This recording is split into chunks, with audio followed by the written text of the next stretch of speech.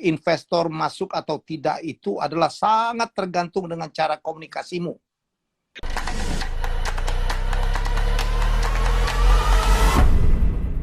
Hai. Sorry agak terlambat dikit, Pak. Oh ya, it's okay. Wah, ini Sehat, Pak? sehat-sehat. Yang paling penting nih sehat-sehat. Ini saya nyocokin Iya. dulu ini ya, kurang tinggi ya. Harta paling hebat itu kesehatan sekarang, Pak. Iya, betul. Sorry, saya di mobil, Pak. Karena Oh, masih di mobil Jakarta ya? hujan. Ya, di Jakarta hujan tadi, Pak. Jadi agak Oh, terhambat. iya. Semoga tidak mengurangi. Ya. Ya, ini berbahagia sekali nih Mas Helmi bisa bersama IG Live ya. Jadi Aku Mas dong Helmi yang ini, terhormat. iya Mas Helmi ini YouTuber top yang luar biasa nih, pertumbuhannya hebat sekali ya.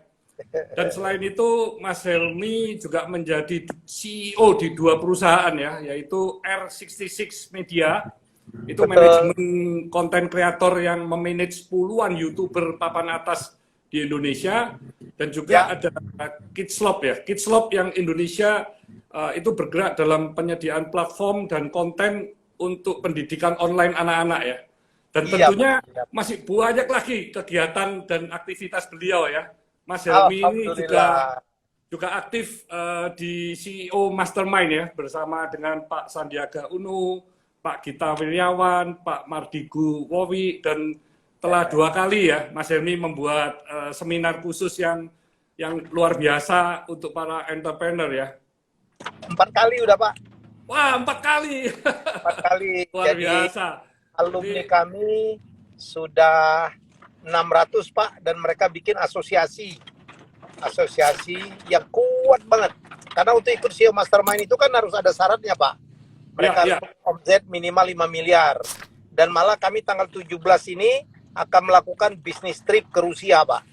Jadi kita ada pameran dagang, ada presentasi mencari investor, ada yang belajar teknologi, ada yang menawarkan produk-produk Indonesia. Jadi saya senang banget dan saya akan mengawal mereka ya, Pak. Jadi itu kegiatan dari kita sekarang, Pak. Wah, menarik sekali ini. Itu saya udah terima, Pak. Dibatasin bidang usahanya atau tidak ya, Mas Helmi ya? Enggak, semuanya, Pak, semuanya.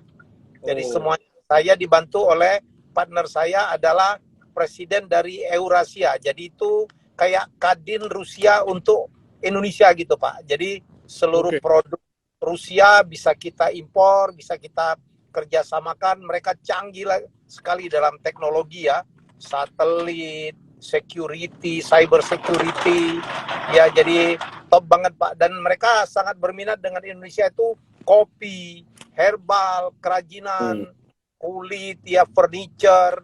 Mereka lagi gandrung-gandrungnya tuh, Pak. Gitu. Iya. Nah, Mas Helmi, itu selain syarat revenue atau omset harus sekitar 5 miliar, ada nggak dilihat perusahaan tersebut harus laba atau tidak, Pak? Enggak, Pak, enggak. Oh, jadi tidak ya? Justru banyak perusahaan yang kepengen untuk meningkatkan laba atau mungkin dalam keadaan rugi belajar di Mastermind, Pak. Jadi kita itu membantu mereka. Banyak perusahaan yang kesulitan branch out ya, membuat cabang-cabang baru atau kesulitan scale up, kita bimbing, kita kasih tahu, kita inspirasi caranya gitu, Pak. Jadi Mas Helmi selain menjadi business coach untuk perusahaan-perusahaan startup atau UKM ya, UMKM atau UKM, itu setelah mereka menjadi perusahaannya menjadi lebih sehat, itu biasanya juga sampai membantu mencarikan investor, Pak ya? Ya Pak. Jadi ada yang ikut sampai 3 kali 4 kali loh, Pak. Wow. Ya. Saya bilang benefit yang paling besar dari seminar-seminar seperti itu, di mana orangnya kan tersaring, Pak. Jadi artinya mereka justru komunitas ya, mereka masuk ke dalam network. Ya, kan saya yang selalu bilang burung yang sama hinggap di dahan yang sama.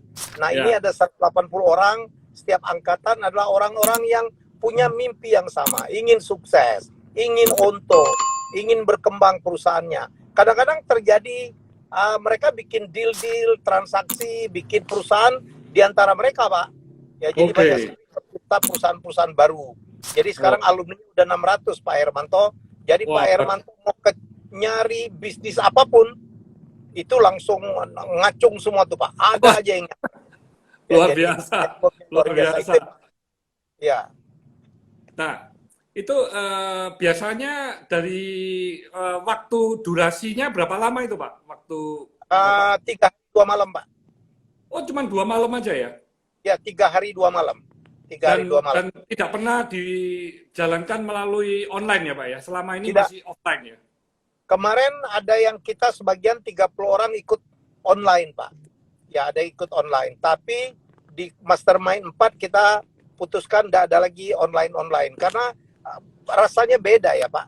Jadi Iya, kadang-kadang iya. kepengen ketemu saya, kepengen ketemu Mas Wowi, kepengen ketemu Mas Sandi, kepengen ketemu Gita Wirjawan, dan kita punya newcomer Pak Bung Chandra juga akhirnya menjadi coach kelima Pak. Dan Oh, mereka lengkap lah jadi mendapat, jadi ketemu ya mereka kepengen mendapatkan inspirasi juga ya, motivasi. Dan mereka lah akhirnya yang banyak Pak minta saya jadi advisor, minta saya jadi komisaris gitu. Dan hampir tiap hari mereka minta ketemu saya, minta advice bisnis. Ya kadang-kadang terjadi transaksi bisnis di situ Pak. Dan I'm so happy gitu. I'm so happy bisa oke. nonton anak-anak muda gitu ya yang kepengen sukses. Saya ajarin semua Pak. Kayak yang ke Rusia Oke. ini saya ajarin bagaimana bisnis etiket, bagaimana cara makan di dalam bisnis, bagaimana cara berpakaian, ya kan? Apa yang harus dipersiapkan, bagaimana membuat deck, bagaimana harus presentasi. Ya semuanya saya ajarkan. Ya gitu Oke. Pak. Nah, kalau saat ini bisnis model atau produk apa yang lagi tren dan diminati oleh investor? Ya nggak jauh-jauh Pak. Jadi harus yang berhubungan dengan IoT ya, Internet of Things ya. Jadi ke Ya, depan itu memang harus digital gitu. Bisnis konvensional itu menjadi harus memperbaiki atau melengkapi diri dengan digitalisasi. It's a must gitu ya. Jadi memang oke. apapun bidangnya harus ada unsur internetnya Pak. Baru dia bisa menjadi bisnis yang game changing. Investor itu mencari bisnis yang meledak gitu. Jadi sekarang ini kalau zaman kita ya, zaman Pak Hermanto dulu, kadang-kadang kita growth 10% tuh kan udah seneng tuh Pak. Ya kan? Ya, Sekarang anak-anak sekarang gila Pak. Growth 50% aja mereka nggak happy. Ya jadi kan jadi saya kadang-kadang bukannya saya ngajarin mereka, saya juga belajar banyak dari mereka. Karena dua perusahaan yang saya pegang sekarang adalah bisnis-bisnis yang Internet of Things, yang digital gitu. Saya CEO, oke. tapi saya cuma jadi pengarah aja Pak. Ya Ya, memotivasi ya. mereka, menengahi Oh, mereka. Tapi ya, ya. sesungguhnya saya belajar dari mereka. Termasuk saya punya YouTube, saya belajar dari mereka. Saya punya TikTok, saya belajar dari mereka. Jadi sebenarnya saya pikir untuk seorang entrepreneur di usia berapapun harus tidak boleh pernah berhenti belajar. Itu juga yang saya Setuju, lihat dari Pak Hermanto. Ya, setuju Mas Joni. Nah, ya, Mas ya. Joni, kalau bagi mereka para pebisnis baru ya, itu lebih baik bisnis itu dikembangkan sendiri oleh mereka secara pelan-pelan, atau lebih baik mencari investor atau angel investor maupun ventura gitu ya. Jadi gini Pak, jadi gini. Jadi bedanya UMKM dengan startup ya. Kalau startup itu kan mainnya kan di valuasi ya. Jadi mereka menggelembungkan value perusahaan secara secepat mungkin. Kalau UKM dulu kan basisnya kan mencari kredit ya. Jadi Ya, beda banget. Dulu kan UMKM zaman-zaman dulu itu Pak, entrepreneurnya ikut itu kan aset base ya. Bagaimana meningkatkan aset. Kalau sekarang adalah value base, meningkatkan value ya. Jadi kayak perusahaan saya aja R66 tuh belum setahun gitu value-nya udah 50 M Pak. Padahal kita wah, kan kantor aja masih nyewa, dan itu juga yang terjadi kepada saya. Kan baru saja mewawancarin Stefan Tanuwijaya ya. Bagaimana ya, perusahaannya value-nya setelah bergabung dengan Gojek menjadi 40 billion dollars ya. 40 billion dollars itu artinya 600 triliun Pak. Jadi nggak main-main gitu. Dan sekarang ya. GoTo, Gojek dan Topet itu sekarang perusahaan dengan valuasi terbesar ketiga di Indonesia. Hanya kalah dengan BRI dan BCA, bayangkan. Artinya mereka di atas BNI, jauh di atas Garuda. Ya, jadi itu yang saya pelajari dan itu yang saya katakan kepada teman-teman ya. Dalam sekarang itu kompetisi itu kalah dengan kolaborasi. Harus melakukan kolaborasi, termasuk kolaborasi dengan investor. Jadi tidak ada lagi bisa bisnis yang dilakukan sendiri karena akan sangat lamban, ya akan sangat sulit untuk berkembang kadang-kadang karena tidak ada orang yang sempurna. Jadi kita harus, saya mengajak mereka untuk kolaborasi. Kalau lu nggak jago teknik, cari CTO. Kalau lu nggak jago jualan, cari orang yang jago jualan. Dan mereka saya anjurkan daripada semuanya dikerjakan sendiri akan sangat lambat. Ya. Nah, kalau mereka sudah memang mencari investor, Pak ya. Nah, itu pengaruh yang utama yang paling penting itu apa, Pak? Keputusan investor mau invest ke perusahaan mereka. Ya, saya banyak bertemu dengan para investor dalam rangka mengawal murid-murid saya, dan saya pun sekarang bikin venture capital namanya Salmon Venture, Pak. Jadi semua sepakat. Pak Hermanto pun saya pikir banyak didatangin oleh pembawa deck ya, pembawa proposal gitu. Pasti yang kita lihat nomor satu adalah orangnya. Siapa CEO itu penting. Karena mau ide bisnis seperti apapun, ya mau sehebat apapun, mau se-game changing apapun, kan akhirnya juga yang dilihat siapa yang akan melaksanakan itu. Ya kan saya yang selalu mengatakan itu Pak ya. Betul. Jiwanya ya Pak ya. Betul. Ide itu cuma 15%. Ya 85% itu adalah eksekusi. Yang kita lihat itu bagus, wah keren banget. Sopo yang menjalankan itu. Itu yang karakternya juga penting kan Pak ya, karakternya. Karakternya, semangatnya, bisa ngelit atau enggak, dia tipenya hustler apa enggak, yang lasak gitu ya. Kan kalau kita nonton film startup itu kan, startup itu kan ada yang namanya hustler, ada namanya hacker, ya kan. Jadi itu semua ada yang tipenya hipster. Nah, CEO-nya itu adalah seorang yang ngelitnya jago, pinter nerangin, bersemangat, integritinya kuat gitu, leadership-nya keren gitu. Jadi itu ya, ide ya, di samping itu ide memang harus bagus ya. Itu yang saya bilang, ide kalau kita kan selalu kalau kita menghadirin sebuah pitching, saya kan banyak menjadi juri juga. Saya menjadi juri di Wismilak Diplomat Success Challenge ya, tahun 11 ya. Idenya kan kita lihat kompetitornya siapa nih. Kalau kompetitornya banyak, sudah deh. Karena di dunia startup itu Pak, yang dihargain orang hanya nomor 1, nomor 2. Ya, kadang-kadang nomor Jadi Pak Hermanto tuh udah bener dulu, perusahaannya harus top 3 deh. Karena di luar itu nggak dilirik Pak. Ya, nggak dilirik. Artinya gamenya, idenya harus game changing banget tuh. Kalau bisa belum ada gitu ya. Begitu di mapping, waduh ini perusahaannya follower.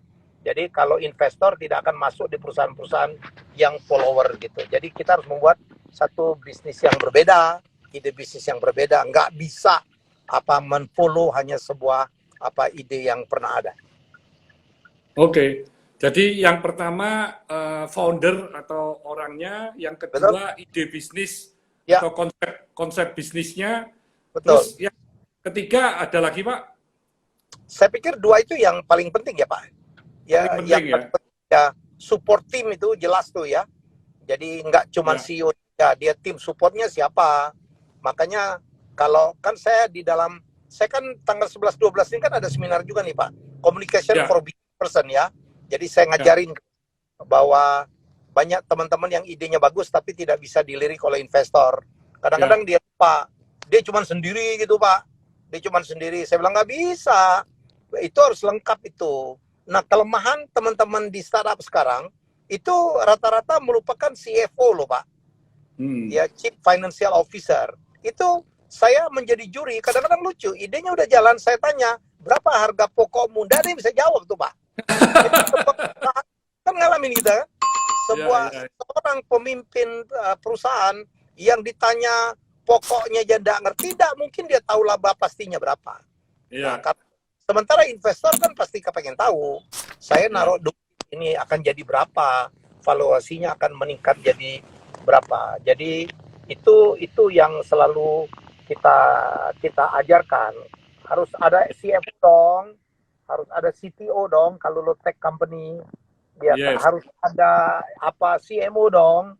Ya karena ide bisnis kayak apapun kalau nggak ada yang jualan ya mati juga ya kan karena Iya, iya. ukuran Nah, Mas perusahaan Hemi, itu. itu Ya, waktu mempersiapkan proposal bisnis itu kan juga penting ya. Nah, itu ya, biasanya poin-poin penting apa saja yang mesti harus diperhatikan sehingga investornya itu jadi tertarik gitu, Pak. ya di samping yang tadi ya tim support sama model bisnis kan dia harus menyampaikan deck itu isinya satu apa sih visi misi perusahaan, nomor dua Ya, apa sih problem yang ingin disolve ya problem yang ingin disolve itu apa sih, nomor tiga apa solusi yang ditawarkan, nomor empat produknya itu apa gitu ya, kemudian bagaimana kompetisinya, bagaimana persaingannya, terus nomor enam tim support. Ya siapa nih yang akan mengerjakan ide yang keren ini? Ya nomor 7 berikutnya apa yang diperlukan? Ya kan apa yang diperlukan? Berapa dana yang diperlukan? Dan dengan dana itu berapa investor dapat bagiannya? Kadang-kadang lupa loh Pak. Ini kamu presentasi tok kayak nggak butuh dengan investasi. Wah kadang-kadang ada yang asal sebut saya minta 2 miliar. Kita tanya 2 miliarnya untuk apa? Nggak bisa menerangkan, ya kan? Terus harus ada traction, Pak. Apakah ide itu udah menghasilkan transaksi atau tidak?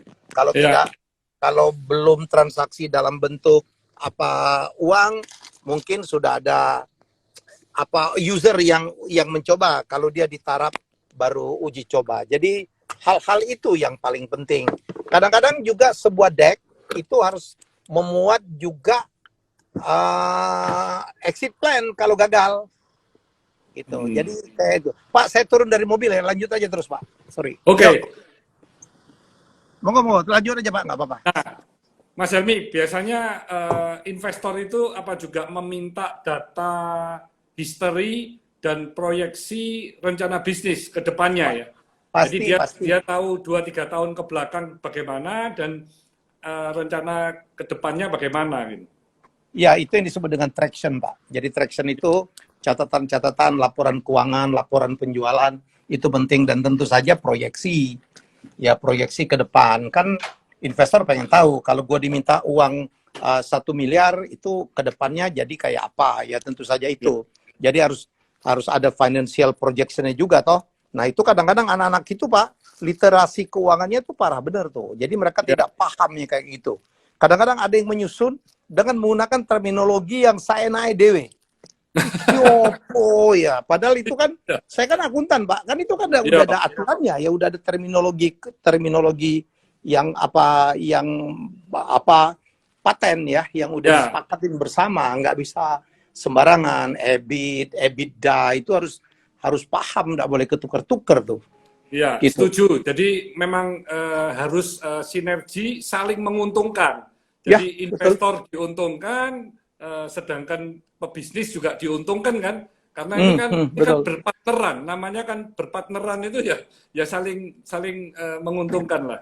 Nah kalau dari sisi biasanya investor itu diberi minority atau mayority Pak, atau masing-masing ada beda? Tergantung Pak, jadi tergantung seberapa meyakinkannya sebuah ide bisnis ya.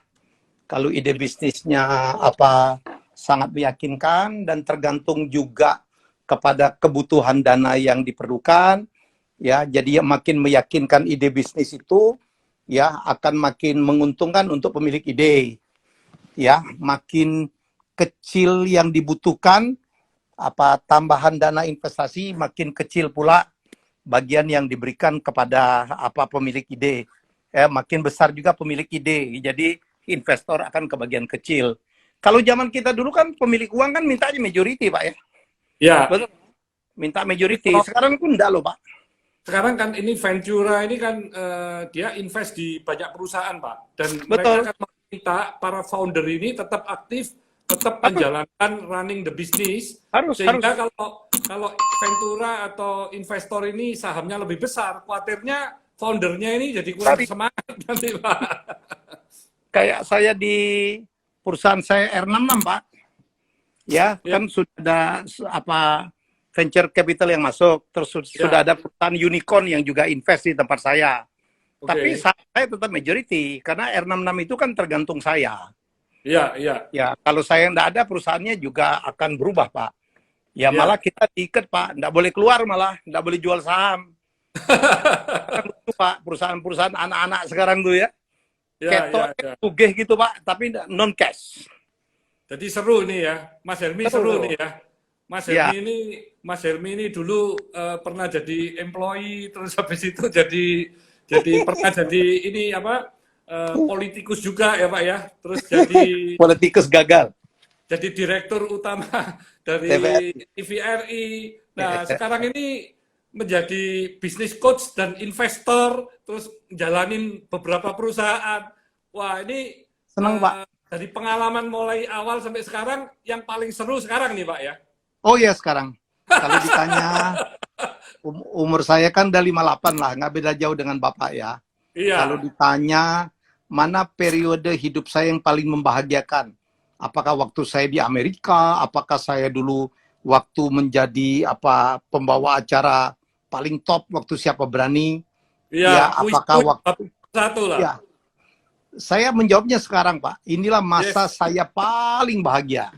Menjadi iya, manusia bebas, hidup saya bermanfaat untuk banyak orang. iya, Konten iya, saya di YouTube itu isinya inspirasi, tips kehidupan, tips bisnis, ya undangan seminar laku ya toh.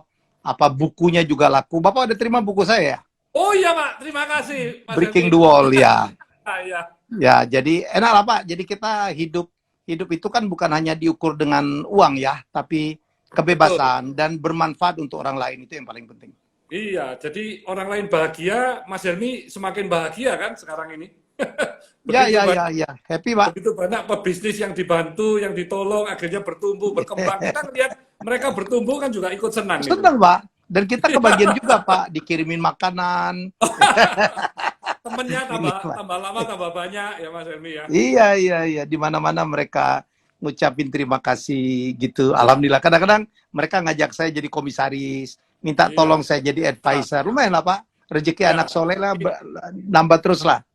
ya, jadi antara investor yang Ventura dengan pemilik bisnis ini memang harus benar-benar saling melengkapi dan Betul. secara karakter juga harus disamakan karakternya Ya, sesuai dan tujuannya juga sesuai sehingga bisa betul, long betul. term ya, bisa langgeng. Nah, Ya, kalau memang lebih banyak yang minority investornya ini masuknya minority ya. Nah, ya. itu biasanya valuasi itu berdasarkan apa, Pak? Mereka ngitungnya berdasarkan dari revenue atau EBITDA atau PER ya. Macam-macam Pak teorinya Pak. Macam-macam teori itu yang dia harus disepakatin bersama ya kan. Dan Ya, mereka punya hitungan-hitungan sendiri ya. Terutama kan valuasi itu akan tergantung kepada masa depan perusahaan, prospek perusahaan. Ada ngitungnya dari PER, ada ngitungnya dari EBITDA yang dikalikan dengan faktor tertentu gitu ya. Jadi macam-macam. Jadi makanya ilmunya banyak banget Pak. Tapi kan ujung-ujungnya kan tawar-menawar ya Pak. ya. Tawar-menawar pasti ada Tapi kalau bargain. variasi berapa, Pak ya? Variasi EBITDA atau variasi PER-nya itu berapa, Pak?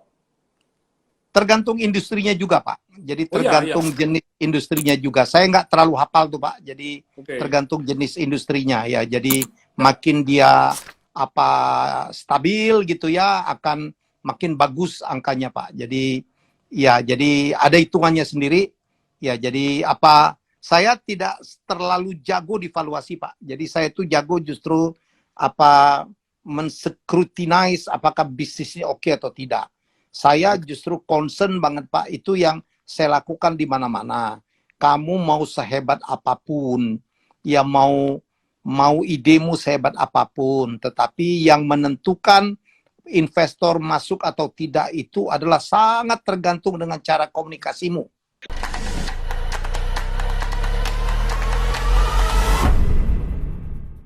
Ngapain sih kita mahal-mahal beli masuk minum kopi di Starbucks, ya kan, yang hampir 40.000 satu gelas.